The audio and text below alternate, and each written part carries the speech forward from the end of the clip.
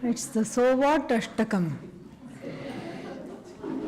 If all these things are there, lots of money, house, name, fame, but no guru, no knowledge, and no desire to learn.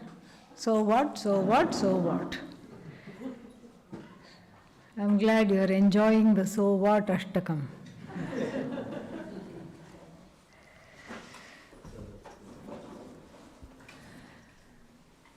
Om Sahana Bhavatu Sahanau Bhunaktu Saha Viryam Karavavahai Tejasvinavadhitamastu ma vidvishavahai. Om Shanti Shanti Shanti. In the back also it is here, yes.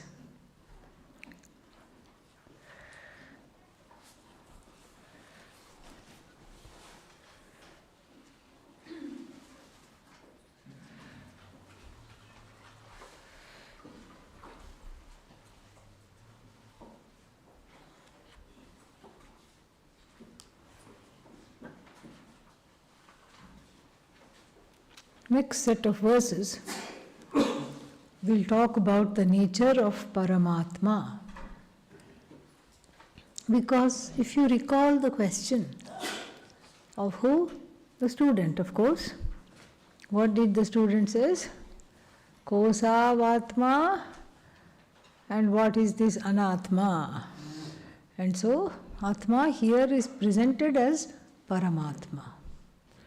What is so confusing in pocket book Vedanta?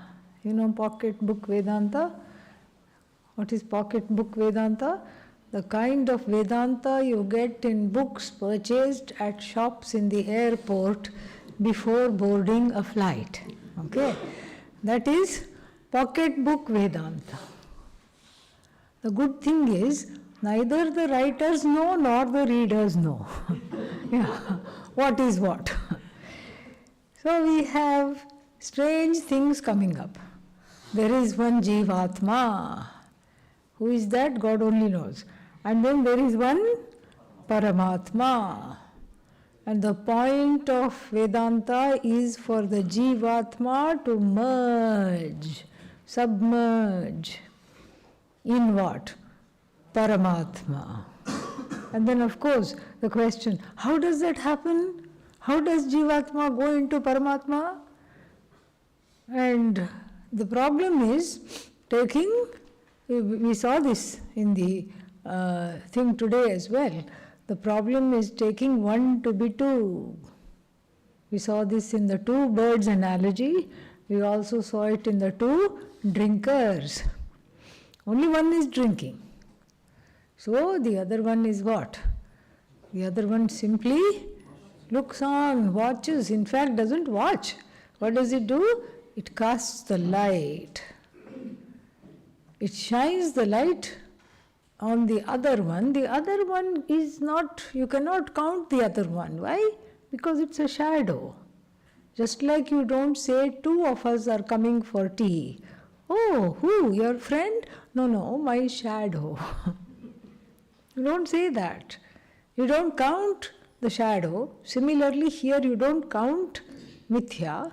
And so all there is there is no Atma and Paramatma. That which we refer to as Atma itself is Paramatma. So here he takes the student's question. Let us look at the student's question again, because that will do.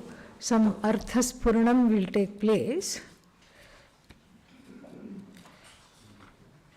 Ko savanatma paramah ka atma. What is Paramatma, he asks. What is Anatma? He doesn't say what is Atma and what is Paramatma. What does the student say? What is Anatma and what is Paramatma? So the next series of questions are going to talk about the nature of Paramatma, having talked about Maya, etc., Trigunatmika, Avyakta, all these things. Okay?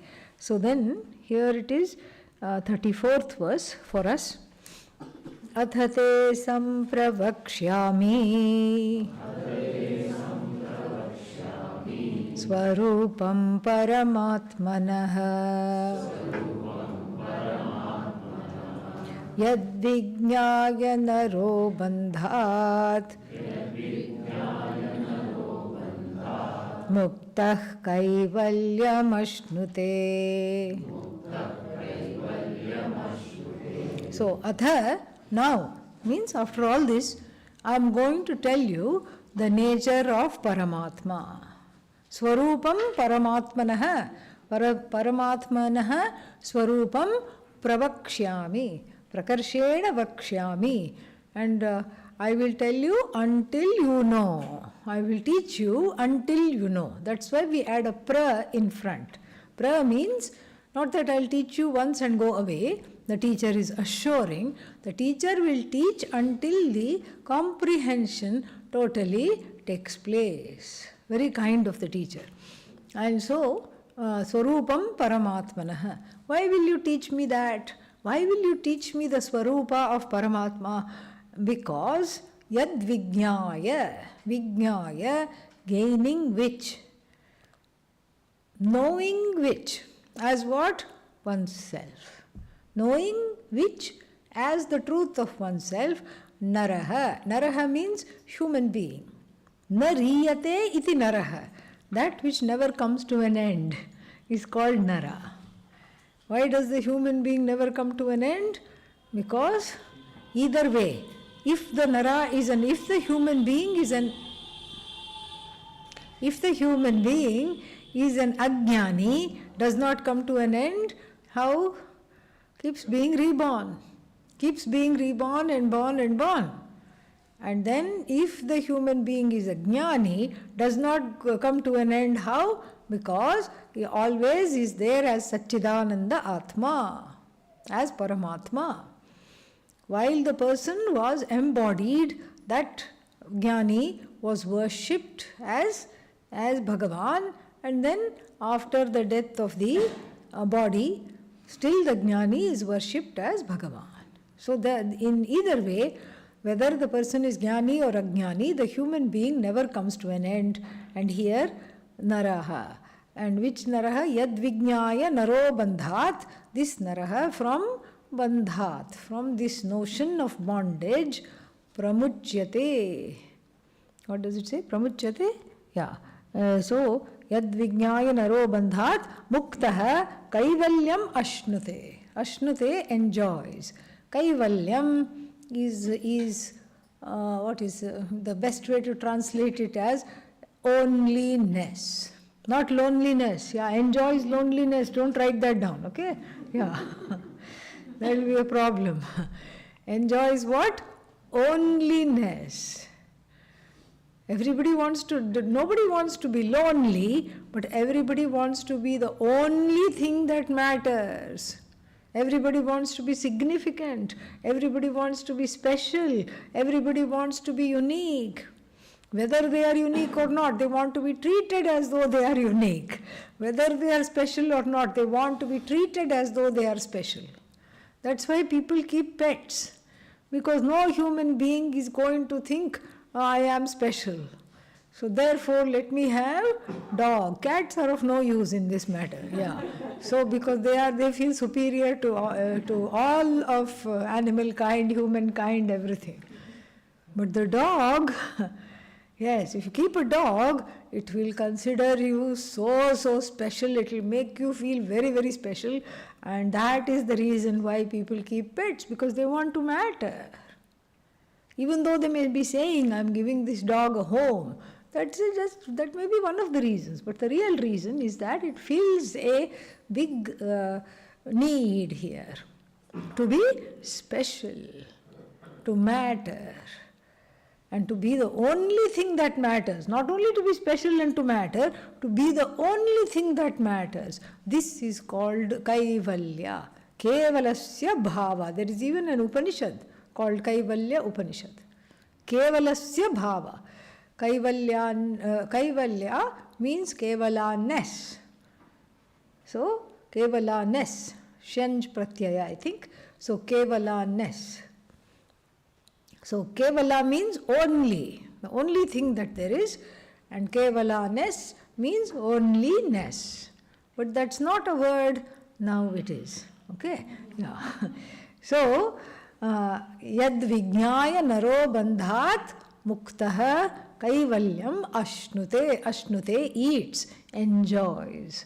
Enjoys feeling special, feeling, not even feeling, knowing that one is the only thing that matters. Because in the whole universe, this self-effulgent I is the only thing that is there. It's the only thing that is self-effulgent. It's the only thing that matters. Without its presence, nothing can be there. Without me being there, nothing can be there. Because on me, on this self-effulgent Satchidananda Atma, everything depends. And so, I am there means everything else is there. And so, this is Kaivalya. Knowing this is Kaivalya. So, so what happens? Saha muktaha Kaivalyam ashnute. So, this is what I am going to tell you. And then, then the next one also we will study. Asti kaschit swayam nityam aham pratyayalambanah avasthatraya sakshi san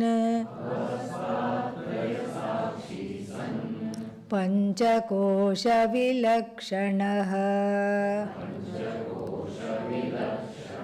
Next one also, it's connected. Yo vijanati sakalam jagrat swapna sushuptishu buddhi tadvritti sadbhavam abhavamahamithyayam yah pashyati swayam sarvam yanna pashyati kaschana yaschetayati buddhyadi na tadyam chetayatyayam prakritir vikritir bhinnah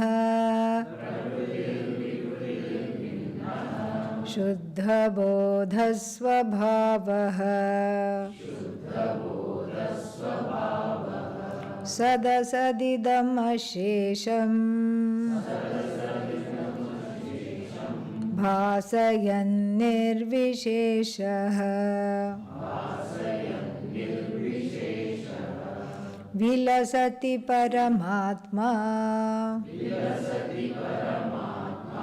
jagridadhyavasthasu jagridadishvavasthasu ahamahamiti sakshat sakshi rupena bhasate.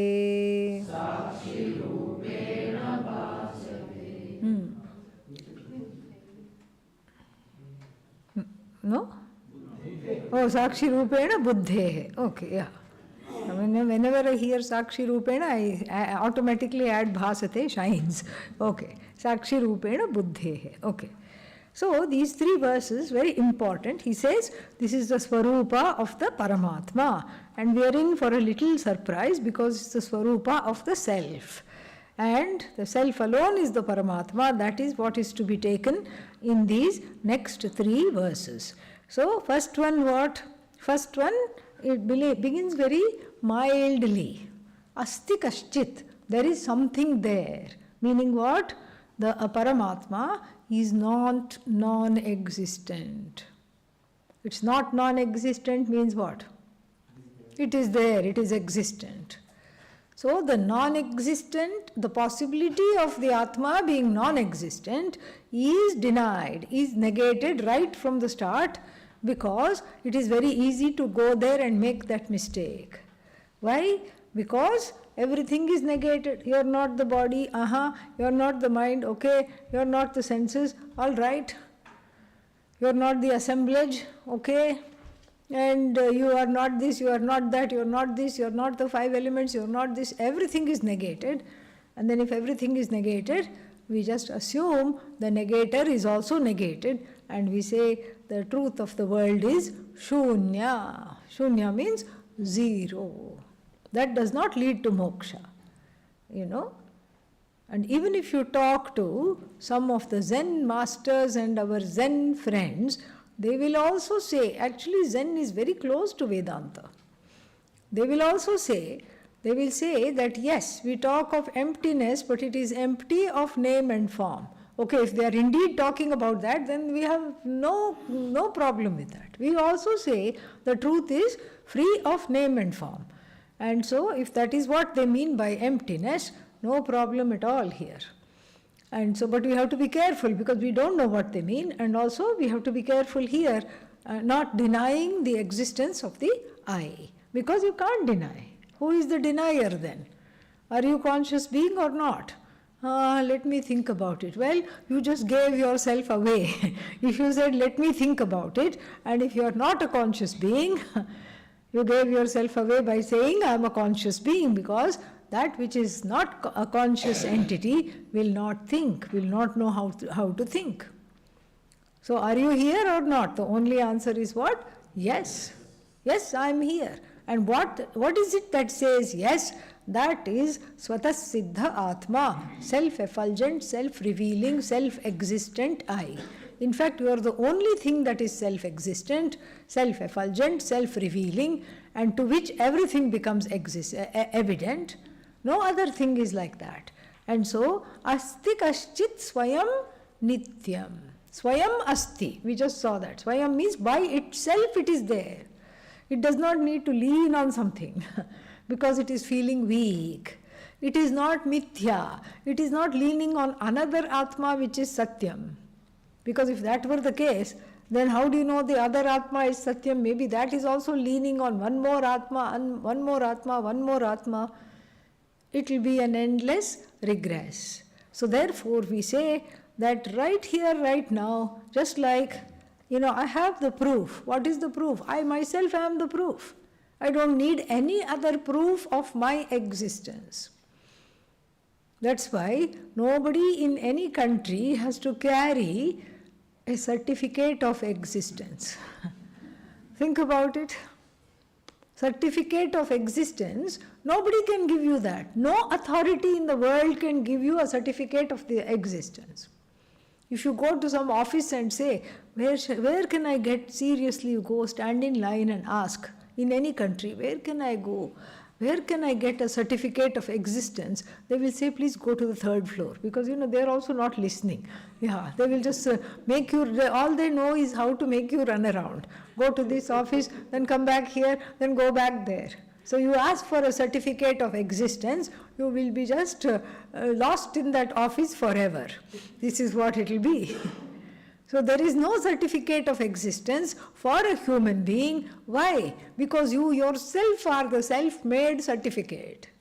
You yourself are the walking, talking proof of your own existence, which you can never ever deny. So therefore, asti kaschit swayam, swayam asti. You don't depend on anyone else for your being, for your existence. This is how we arrive at Kaivalya. You don't have to depend on anybody for your being. Okay, maybe I don't have to depend on anybody for my being. I certainly have to depend on a lot of people for my well-being. Well, we'll talk about that later. Okay? But right now, please understand, asti kaschit, something is there. Doesn't matter what it is. Don't bother your head, the guru tells the shishya. Don't bother your head what it is and all. That's my job, I will tell you. Right now, just know there is something there. Asti kaschit, which is swayam. Swayam asti, not dependent on anything else or anybody else. It is there by itself. And that happens to be you. Nityam asti, we add asti to everything here. Swayamasti, Nityamasti. Nityamasti means it is of the nature of permanent. It is of a permanent nature, meaning it's always there. Oh, but I think I'll die after a few years or after a few decades. I won't be here. Well, that which dies, obviously by this definition, is not you. What dies? Body-mind complex dies. Body-mind complex dies. Why? As we saw in the Bhagavad Gita, Jatasya hi dhruvo mrityuhu dhruvam janma mritasya cha. That which is subject to birth will be what? Subject to death. And that which is subject to death will be subject to birth. Tasmat apariharyerthe. Apariharya means that which you cannot ward off. Apariharya. This being a fact of life which cannot be warded off, which cannot be negated, natvam shochitum arhasi. Therefore you don't deserve to grieve over this, because this is also one more thing that is not to be grieved over. Very beautiful.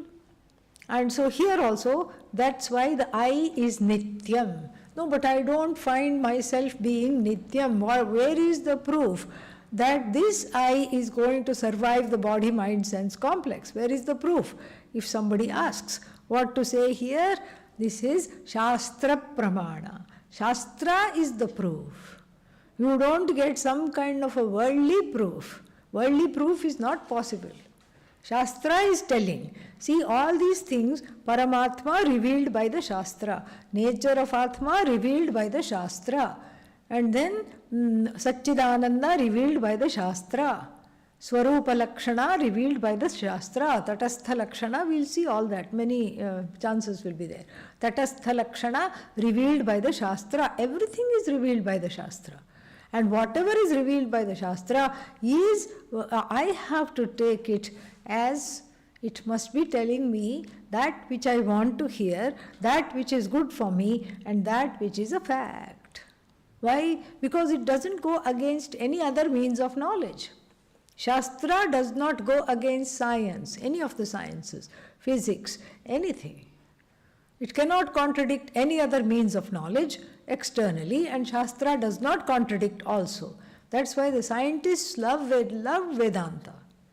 Whereas other theologies, they see it, they feel like a bull in front of a red rag. They feel like charging, But with our understanding, with Vedanta, they have no problem. No problem at all, because it does not really go in the face of the arguments of science. And so much for the, there's a group of people who are Vaidikas, who love the Vedas, and then they have this pressure to make the Veda scientific. They'll say, look, thousands of years ago Veda is scientific, this is the proof. We don't need to do that. Veda doesn't need to be scientific. Why should the Veda be scientific? What for is science if Veda becomes scientific? Veda is its own pramana. It is meant for certain things, and that's what it is revealing. Science is usually based on inference.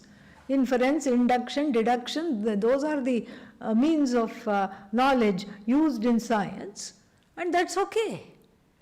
But what we need to know is that each means of knowledge, each way of knowing, must not contradict any other way of knowing. And each means of knowledge is a king or a queen in its own arena. Whatever is revealed by physics or chemistry or biology, whichever science we take, cannot be revealed by any other branch of knowledge or any other body of knowledge, any other means of knowledge. This is what we have to understand. This is how the means of knowledge works. Similarly, whatever is revealed as Vedanta cannot be revealed by science or any other means of knowing. So therefore, when the Shastra tells me, Shastra means anything that follows the Upanishad, like this Prakarana Grantha follows the Upanishad. It is a Xerox copy of the Upanishad with a little, with a little twist. Each author puts their own masala. That's all it is.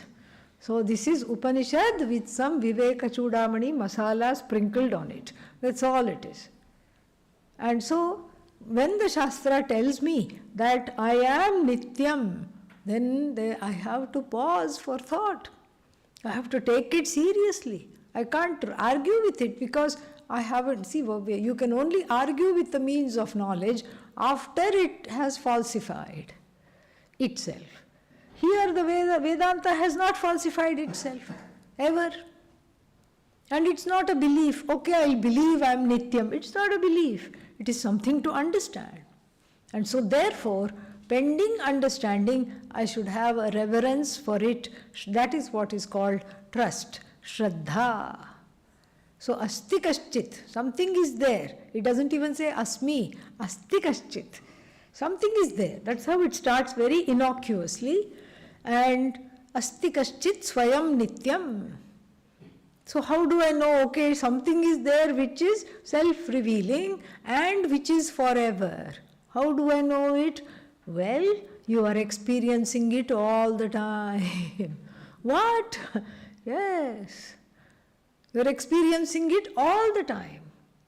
Aham, why? Because it is aham pratyaya lambanaha. Aham pratyaya alambanaha yasya. Aham pratyaya lambanaha means it is riding on the I thought, I cognition. When you say I am, ahamasmi, I am, all this thing comes to light. Asti kaschit swayam nityam. Swayam means I am. I don't have to ask anybody whether I am or not. I simply am. And then how do you know that you are the self-effulgent being? Because this self-effulgence, self-revealing being rides on the I thought, aham pratyaya, I cognition, aham pratyaya lambanaha. It uses the I thought to advertise itself. So when I say I am, you are what? Experiencing Brahman. Even when you say I am not, you are still experiencing Brahman. Whenever you experience anything, you are experiencing Brahman. And therefore, to want to have a special Brahman experience is not necessary.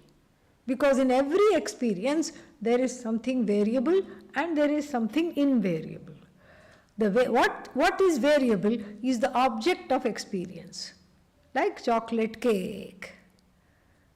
Chocolate cake is the object of experience, and then what am I? Experiencer, enjoyer, bhokta.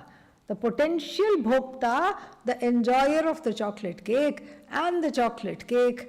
This is how in everyday life, in the empirical reality, I don't give it a thought. I say, okay, I love chocolate cake. Here is a piece of chocolate cake. Here I am going to inhale it. That is what. I'm just going to eat it. As easily as inhaling it, I'm going to eat it. So then, when I eat it, what do I say?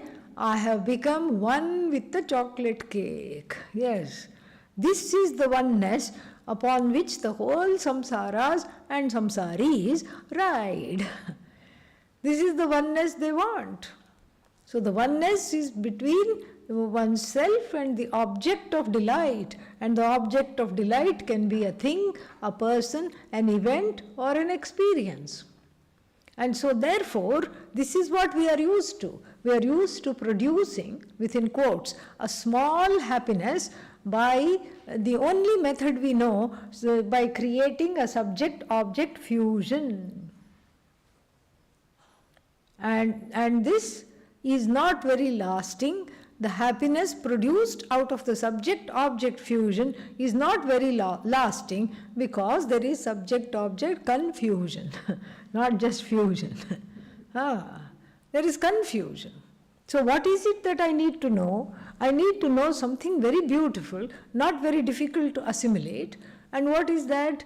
That in every experience there is something variable and something invariable. So I am going to eat chocolate cake, in that chocolate cake is variable, I invariable. I as the eater, I as the one that is behind the eater is what? Invariable.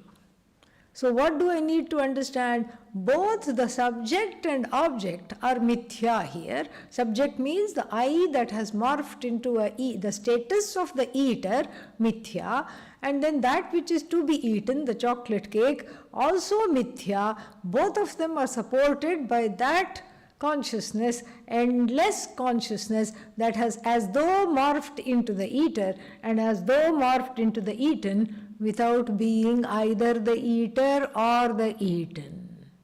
This is what is called nitya. This is what is called aham pratyaya lambanaha. Very beautiful. So therefore, Brahman cannot be a special experience, because if Brahman is a special experience, then it will also come and go. Because what is an experience? That which comes and that which goes. It's a state. But here it is you, it's not a state.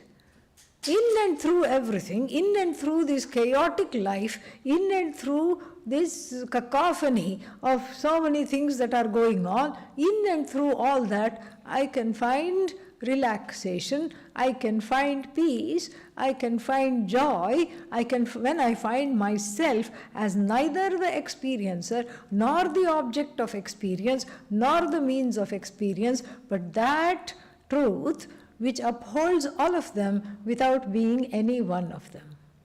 It's like water, ocean and wave. Many waves are there, but I know each wave is what? Just water. So this is how asti kaschit swayam nityam aham pratyaya lambanaha. Further, avasthatraya sakshi san. Being, san means being. Being what? Avasthatraya. The three states. The observer of the three states. This we have already seen. We don't have to spend a lot of time. The observer of the three states. Being the observer of the three states. Three states means what? What are the three states? Mad, madder and maddest. No? Okay. What? Which one? Yes. Sleeping, waking, and in between, dreaming. Okay? Ardha vikasa. Dreaming, sleeping, waking.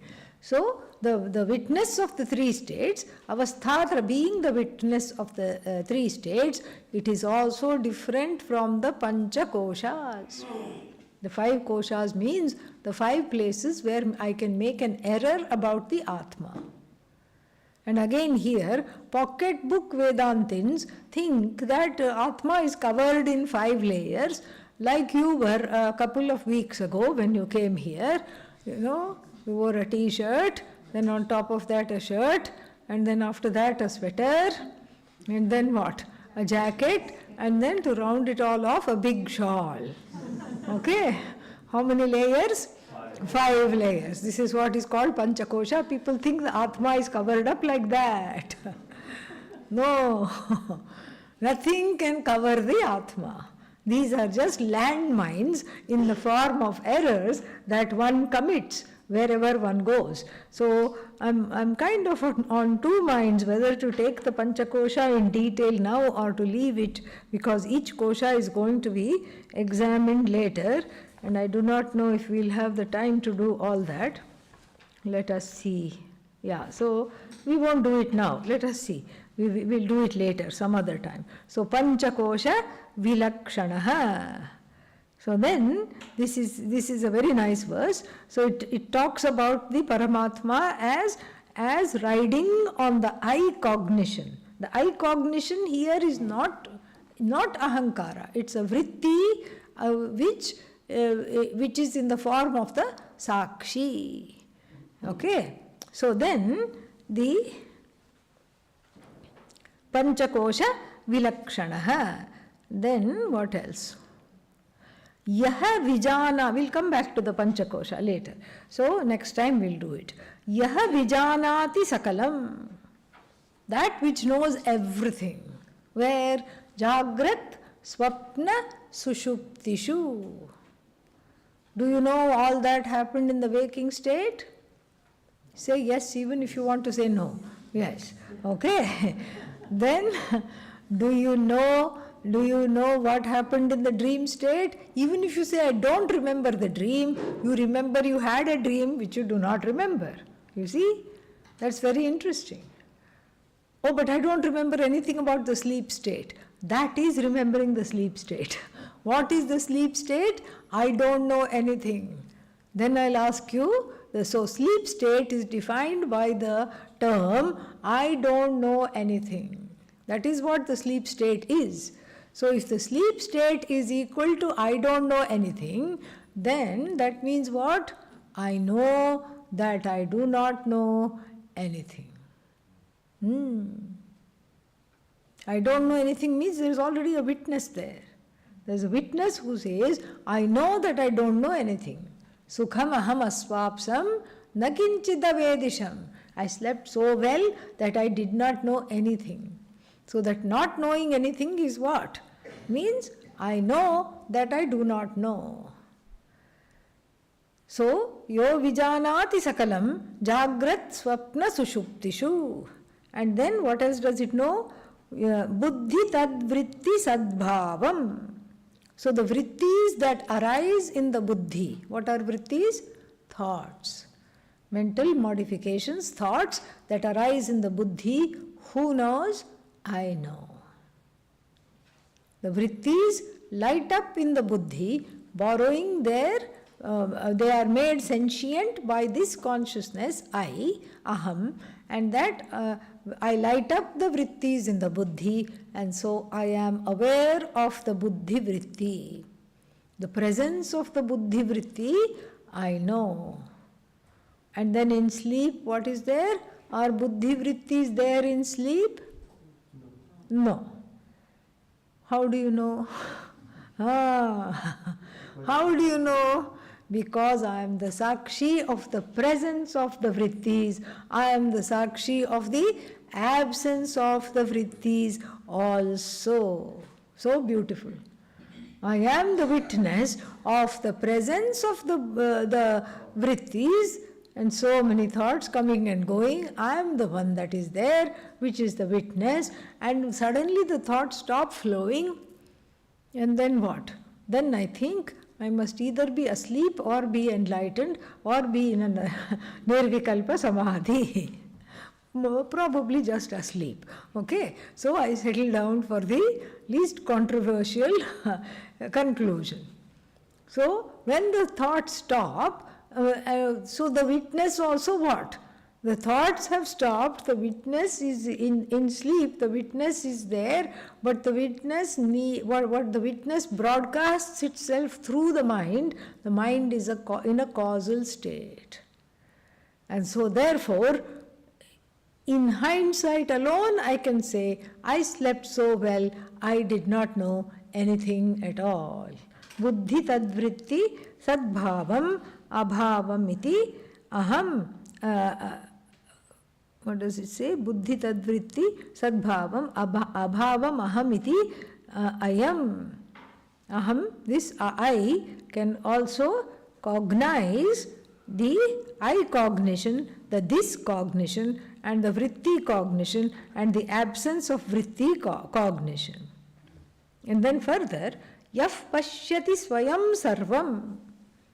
It is the seer of everything. It sees everything. Yanna pashyati kaschana. It's like a CCTV camera. It sees everything, but nobody knows that the CCTV camera is there. In many places, you don't know because they hide it. In what is that called? Departmental stores, malls and everything, they make it look like a flower pot, but actually it's a camera. You just think it's an innocuous flower pot. So this person goes to and takes 3-4 set of clothes. Why? To the changing room.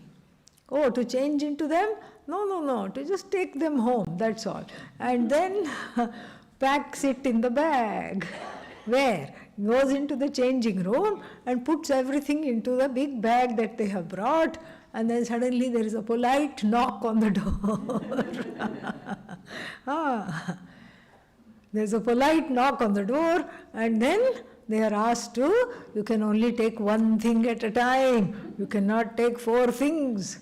How did they know that they took 4 or 5 things? Because the camera saw them go with 4 or 5 things.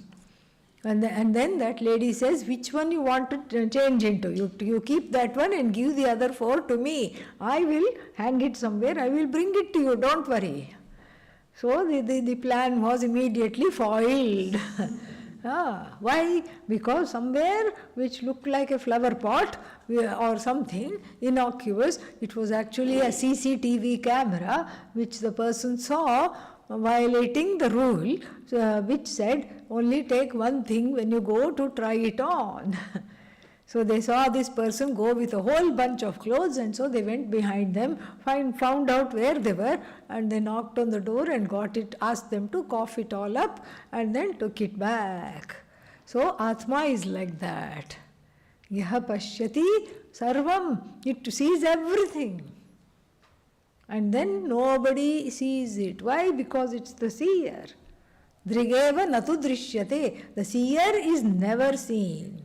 Seer is never seen, and so it is just completely, it cannot be seen by anyone else, because it is the content of the seer, the truth of the seer, which cannot be seen. It is not an object, therefore it cannot be seen.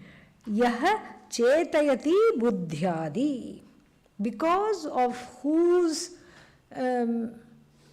what is chetayati? Because of its ability to bring things to life, it shines, it makes the buddhi shine, it makes the mind shine, and it makes the mind drop into various thoughts, it makes the buddhi entertain various vrittis, but then nobody has to make the Atma shine. Why? Because it is self-shining. Nobody has to make the Atma shine. It is already self-shining. Yanna pashyati kaschana, and then natad ayam chetayati.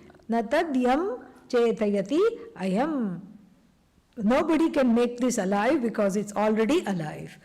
It's already Chetana Swarupa, Chaitanya Swarupa, Shuddha Chaitanya Swarupa. So then the other one is a little long. I think it's a little involved, and that we have to do, and the Panchakosha we have to do. We'll see that when day after tomorrow we'll see that. Okay? Tomorrow is what? Oh, question answers, yes. So you can do the question answers, and then day after tomorrow we'll see this. All right? Om Purnamadav Purnamidam Purnat Purnamudachyate Purnasya Purnamadagya Purnamevavashishyate. Om Shanti Shanti Shanti.